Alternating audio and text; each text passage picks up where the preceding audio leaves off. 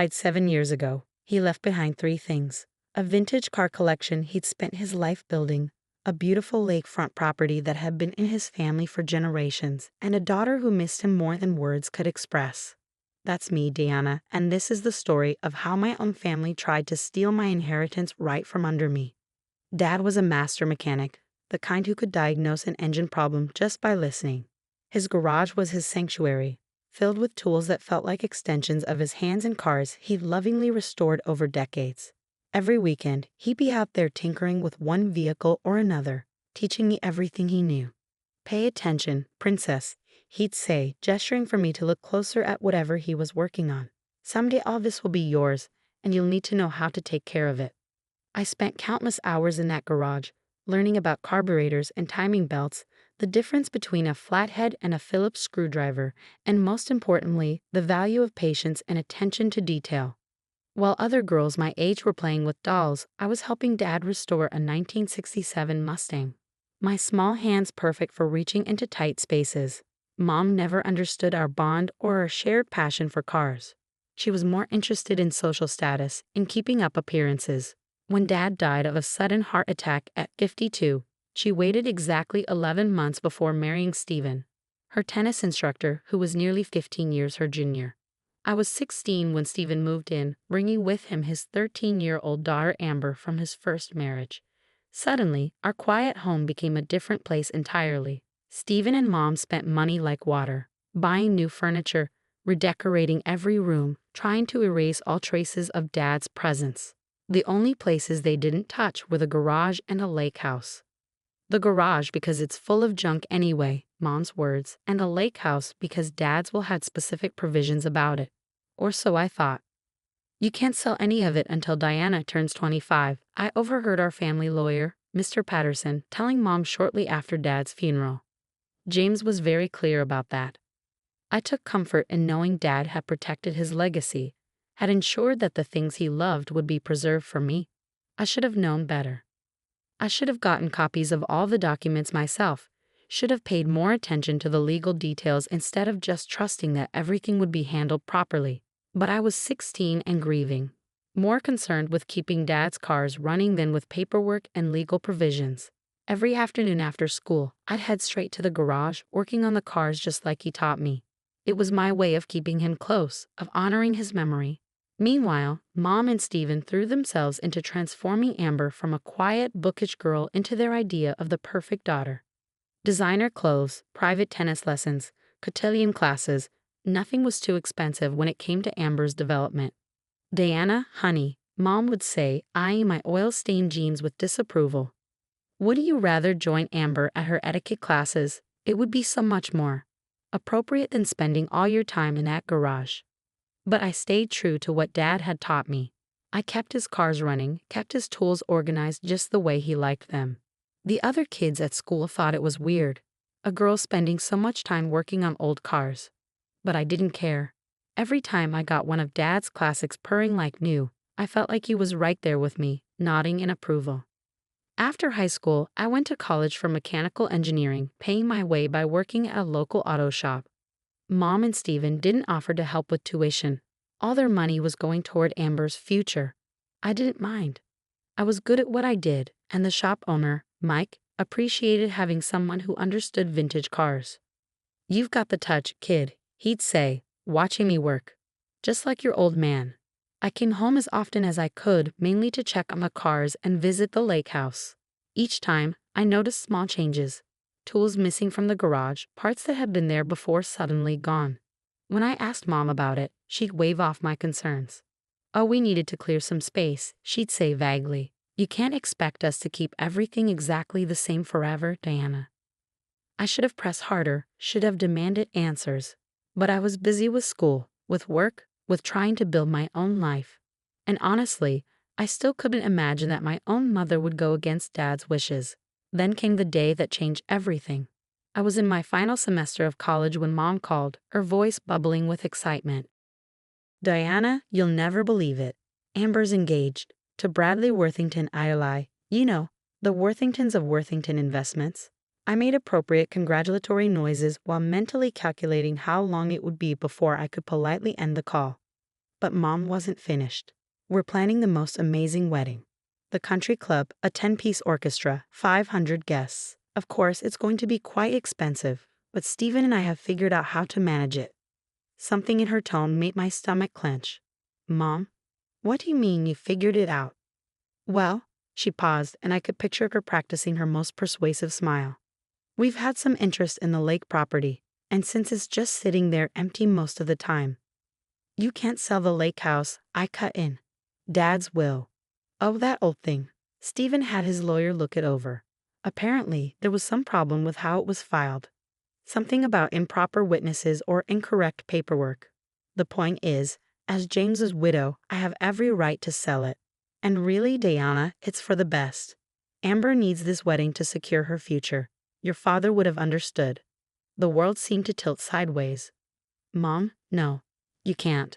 That property has been in Dad's family for generations. He wanted me to have it. Don't be selfish, Diana. Amber is your sister now, and this is her big moment. Besides, her voice took on that dismissive tone I'd grown to hate. What would you do with a lake house anyway? You're always covered in grease, playing with those old cars. This way, at least the property will serve a useful purpose. I hung up without responding, my hands shaking so badly I could barely hold the phone. Dad's voice echoed in my head. Someday all this will be yours. I grabbed my laptop and started searching through old emails, looking for anything from Mr. Patterson, any documentation about Dad's will. That's when I discovered something else. The vintage cars. Dad's pride and joy, the collection he'd spent his life building. Many of them were missing from the insurance documents. I called Mike at the shop, trying to keep my voice steady. Mike, I need a favor. Could you check something for me? Last time you were at my dad's garage, how many cars were there? There was a long pause. Diana, I was wondering when you'd ask about that. They've been selling them off, one by one. I tried to stop them, told them those cars were meant for you, but your stepdad said they had paperwork showing they had the right to sell. The room spun around me as Mike's words sank in. They've been selling Dad's cars. His life's work, his legacy to me, and they've been quietly disposing of it to fund their extravagant lifestyle and now Amber's wedding. I ended the call and sat in silence, staring at nothing. Then I opened my email and wrote 2 messages. The first was to my academic advisor asking for an emergency extension on my final projects. The second was to a lawyer I'd met at the auto shop, a classic car enthusiast who specialized in estate law. Need your help? I wrote. Family inheritance being sold without permission. How soon can we meet? The response came within minutes. Tomorrow morning, 8 a.m., bring any documentation you have. That night, I couldn't sleep. I kept thinking about Dad in his garage, teaching me about timing belts and distributors, showing me how to diagnose engine problems by sound and feel. Pay attention, princess, he'd said. Someday all this will be yours. Well, Dad, I thought as I finally drifted off, I'm paying attention now, and I'm not letting them take what you meant for me to have. The law office of Marcus Bennett looked exactly like you'd expect. Leather chairs, dark wood paneling, and walls lined with legal texts. But there was something else too. Framed photos of classic cars, including a gorgeous 1965 Shelby Cobra that made my heart ache. It reminded me of the one Dad and I had been planning to restore together. That's my baby, Marcus said, following my gaze. Spent 3 years bringing her back to life. Your friend Mike tells me you know your way around engines? I nodded, still staring at the photo. My dad taught me everything I know, or at least he tried to before. I swallowed hard. Before they started selling off his collection. Marcus's friendly smile faded, replaced by a look of focused intensity. Tell me everything. Start from the beginning. For the next hour, I walked him through it all. Dad's death, the will's provisions about waiting until I was 25, the gradual disappearance of the cars, and now their plan to sell the lake house for Amber's wedding. Do you have a copy of the will? He asked. I shook my head. Mom and Stephen said there were problems with how it was filed. Something about improper witnesses. Marcus frowned.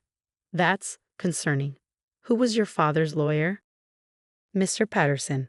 But when I tried calling his office yesterday, they said he retired 2 years ago, moved to Florida. George Patterson. Marcus sat up straighter. I know George. He's meticulous about documentation. If he handled your father's will, there's no way there were problems with how it was filed. Hope flickered in my chest. Can you find out for sure? I can do better than that. He reached for his phone. George and I play golf whenever he's in town. Let me give him a call. 20 minutes later, Marcus had answers that made my blood boil. George never retired to Florida, he said grimly. He's been working part-time at his son's firm across town. And he definitely never told your mother there were problems with the will. In fact, he's been trying to reach you for months. Your mother told his office you were studying abroad and couldn't be contacted. My hands clenched into fists. They lied. About everything. It gets worse, Marcus continued. George says your father set up a trust, not just a will. The cars, the lake house, even the tools in the garage. They're all held in trust for you. Your mother and stepfather have no legal right to sell any of it. But they have been selling it, I said, my voice shaking. The cars, the tools. How many laws have they broken? Several. Marcus was already typing on his computer, selling property held in trust without authorization. That's fraud. Using the proceeds for personal benefit? More fraud. Making false statements about the trust's existence? You get the picture. What can we do? First, we need documentation. Records of what's been sold, when to whom, for how much. Bank statements showing where the money went. Then we can file for an emergency injunction to stop the lake house sale and start proceedings to recover what's been taken. I thought about the missing cars, the empty spaces in Dad's garage. Can we get them back? Some maybe, others might be gone for good. But we can get financial compensation, possibly with punitive damages. He looked at me seriously. This won't be easy. They're family. Are you sure you want to pursue this? They stopped being family the moment they started stealing my inheritance, I said firmly. Dad trusted me to take care of his legacy. I won't let him down. The next few weeks were a blur of investigation and documentation. Marcus's team tracked down sales records for 11 of Dad's cars, worth over $800,000 combined. They found receipts for tools and equipment sold at various auctions.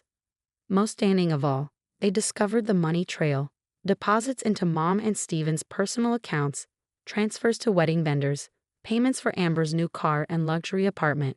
Meanwhile, I took a leave of absence from my final semester, promising my professors I'd make up the work over the summer. This was more important. This was about justice. I moved back home, watching Mom and Steven's mounting panic as they realized they couldn't reach the lawyer who'd supposedly found problems with Dad's will, because he didn't exist. They'd forged documents, created a fake law firm's letterhead, all to convince me they had the right to sell my inheritance. Diana, sweetie, Mom cornered me in the kitchen one morning, her smile brittle. About the lake house, I know you're upset, but try to understand. Amber's wedding is so important. It's her chance at a perfect life. Like my life doesn't matter. I kept my voice neutral, recording every word on my phone. Like Dad's wishes don't matter. Your father would have wanted to help his stepdaughter, she insisted. He was generous that way. Really? I pulled out my phone, showing her a photo from my investigation. Is that why you sold his prized 1969 Chevelle to fund your spa weekend in Palm Springs? Because Dad was generous? The color drained from her face. How did you? I know everything, Mom. Every car you sold. Every lie you told. Every dollar you stole. She grabbed my arm, her fingers digging in. We did not steal anything. We are your parents. We have every right. You might want to let go of me, I said quietly. And you might want to talk to a lawyer, a real one this time. That evening, I heard them arguing behind closed doors. Amber's voice joined in, shrill and panicked. What do you mean the wedding might have to be canceled? The Worthingtons will never forgive us. Bradley's mother has already ordered custom ice sculptures. We'll figure something out, Stephen promised. Diana's just being difficult. She'll come around. I smiled grimly, thinking of the documents in Marcus's office. They had no idea what was coming. The next morning, I went to the garage early, wanting to spend time with what remained of Dad's collection. In the corner, under a dusty tarp, I found his favorite, a 1957 Chevy Bel Air we'd restored together during my high school years. They hadn't sold this one, probably because it needed work. The engine was in pieces, parts scattered across his old workbench. I ran my hand along the car's faded paint, remembering Dad's voice. Patience, princess. Sometimes you have to take things apart completely before you can put them back together the right way. He'd been talking about engines, but the lesson felt especially relevant now. I was taking apart the lies, the fraud, the betrayal, piece by piece. Soon, I'd have enough evidence to rebuild the truth. My phone buzzed. A text from Marcus. Meeting tomorrow, 10 a.m. Bringing George Patterson. Time to drop the hammer. I texted back a simple, and got to work on the Bel Air's engine. Tomorrow would bring chaos, but today I could lose myself in the familiar rhythm of wrenches and ratchets, honoring Dad's memory the best way I knew how. As I worked, I heard Mom and Stephen leaving for a wedding planning session at the country club. They had no idea that while they were picking out flower arrangements and table settings, Marcus's team was serving subpoenas to every auction house, every dealer, every buyer who'd been involved in their scheme. The truth was coming, whether they were ready or not. The morning of the meeting, I arrived at Marcus's office early. Through the window, I watched Mom, Stephen, and Amber pull up in Stephen's BMW. They looked confident, probably expecting to steamroll over any objections I might have about the lake house sale. Mom was wearing her handling difficult situations outfit, a powder blue suit that made her look both authoritative and approachable. Stephen had on his tennis club blazer, a symbol of the status he so desperately craved. Amber was clutching a wedding planning binder thick enough to stop bullets. Marcus met them in the lobby while I waited in the conference room with George Patterson. The elderly lawyer looked nothing like the frail retiree my mother had described. His eyes were sharp, his grip firm as he shook my hand. "Your father was a good man," he said quietly. "He trusted your mother to honor his wishes. I'm sorry she didn't." Before I could respond, the door opened. Mom's confident smile faltered when she saw George. Stephen's face went slack with shock. Amber just looked confused. "Mr. Patterson?" Mom's voice was higher than usual. "What are you doing here?" "Interesting question, Mrs. Mitchell," Marcus said, closing the door behind them. "Especially since you told your daughter he was retired in Florida." "There must be some misunderstanding," Stephen started, but Marcus cut him off. "Please sit down. We have a lot to discuss." They sat. I noticed Mom's hands trembling slightly as she smoothed her skirt. She knew. She knew exactly what was coming. Marcus opened a thick folder. "Let's start with the trust your late husband established for Diana, the one you claimed didn't exist." "We never," Mom began, but George Patterson spoke over her. "I have here the original trust documents, properly witnessed and filed. James Mitchell was very specific about his wishes. The entire car collection, the lake property, and all related assets were to be held in trust for Diana until she turned 25. He slid copies across the table. I watched as Mom and Stephen's faces grew paler with each page. "Furthermore," Marcus continued, "we have documented evidence of unauthorized sales of trust assets." He began laying out photographs. The 1969 Chevelle sold to fund a spa vacation. The 1965 Mustang sold to pay for Amber's apartment. The 1970 Challenger sold to cover country club dues. Amber's eyes widened. "Mom? Dad? What's he talking about?" And most recently, Marcus pressed on, attempts to sell the lake house to pay for an extravagant wedding. A wedding, I might add, that's being financed with stolen money. "Stolen?" Amber shrieked. "What do you mean stolen?" "He means," I said quietly, "that they've been selling off my inheritance piece by piece. Dad's cars, his tools, everything he worked for. They sold it all without having any legal right to do so." "That's ridiculous." Stephen slammed his hand on the table. "We had every right. The will was invalid." "Was it?" Marcus raised an eyebrow. "Would you like to explain these?" He produced more documents, the forged letters, the fake law firm letterhead they used to convince me they had authority to sell. "Document forgery," he noted clinically, "wire fraud, conversion of trust assets, the list goes on." Mom's facade finally cracked. We needed the money. Stephen's tennis business wasn't doing well, and Amber deserved a wedding paid for with stolen funds. I cut in. "Is that what she deserved?" Amber burst into tears. "The Worthingtons will never forgive us. Bradley's mother has already ordered the ice sculptures." "Yes, we know." I sighed. "Maybe you should have checked where the money was coming from before spending it." "Here's what's going to happen," Marcus said, his tone leaving no room for argument. "First, all sales of trust assets stop immediately. The lake house is off the market as of this morning. But Stephen started. Second, Marcus continued as if he hadn't spoken. You will provide a full accounting of every item sold, every dollar received, and every penny spent. Mr. Patterson and I will be auditing everything. You can't do this. Mom's voice rose desperately.